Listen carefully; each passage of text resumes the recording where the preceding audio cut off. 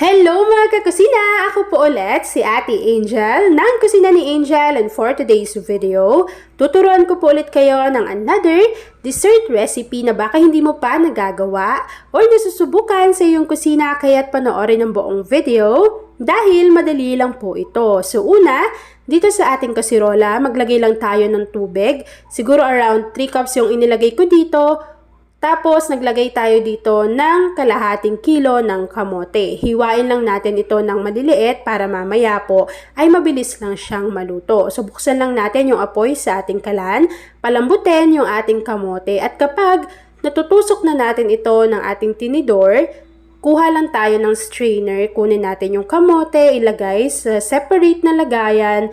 Tapos po yung pinagpakuluan ng ating kamote ay isa-set aside natin yan dahil gagamitin pa natin yan mamaya. So ito na nga yung ating kamote, malambot na yan. So dudurugin lang natin ito gamit yung ating tinidor bago set aside natin to, and then mag-proceed na po tayo sa next procedure.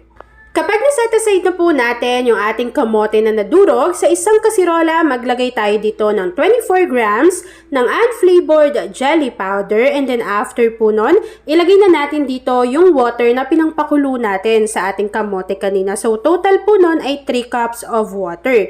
Kapag nailagay na natin yung 3 cups of water dito sa ating kasirola, haluin lang po muna natin ito para sigurado tayo na hindi namumuo or hindi natunaw ng maigi yung ating jelly powder. So kapag natunaw na yan dyan, pwede na nating ilagay yung iba pang mga ingredients kagaya ng 1 can or 360 ml ng evaporated milk, 1 can or 390 grams ng ube condensed milk.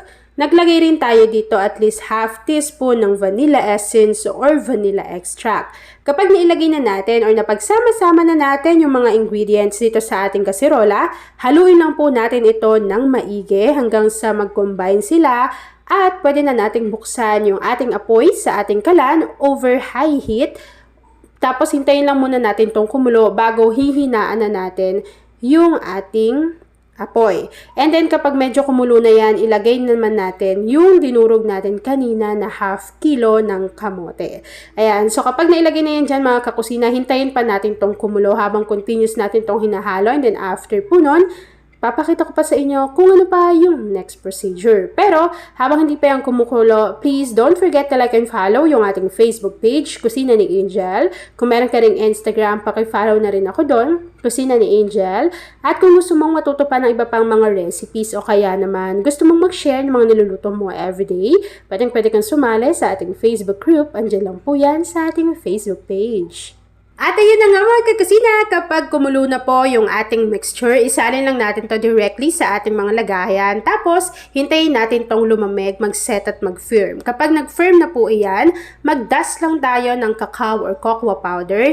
Hiwain natin to into squares, and then ayan na. Tapos na ang ating dessert. At ayan na mga kakusina, tapos naman po ang ating easy and creamy na kamote jelly cake. Kung nagustuhan mo yung ating video, please like and share this video. At kung hindi ka pa nakakapag-subscribe sa aking YouTube channel na Kusina ni Angel, please click subscribe button, click mo na yung notification bell, click all para lagi kang updated sa bawat ina-upload kong mga videos. Yan lang mga kakasina. Thanks for watching and enjoy this video. Paki-share na po yung video natin, lalo na kung isa ka sa kamote or dessert lover.